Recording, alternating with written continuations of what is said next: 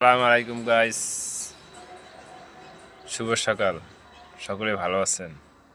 আলহামদুলিল্লাহ আমি ভালো আছি, কিন্তু মনটা খারাপ। এই যে দেখেন, সব বস্তা ভরা। এই যে দেখেন, এই দেখেন, কিন্তু বের হইতে পারছি না, কারণ প্রতি মাহফিলে যাই তো।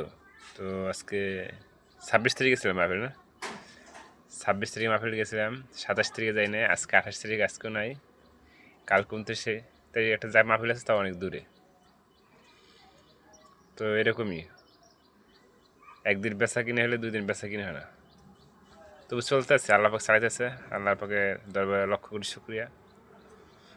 তো ভয় পেয়ে না, আপনাদের কাছে টাকা পয়সা চাই না, তো আপনারা আমার পাশে থাকবেন, সাপোর্ট করবেন, আপনাদের ভালোবাসা দিবেন, আপনারা ভালো থাকবেন, সুস্থ থাকবেন, এই কামনাই রইল। আল্লাহ হাফেজ, ভালো থাকবেন।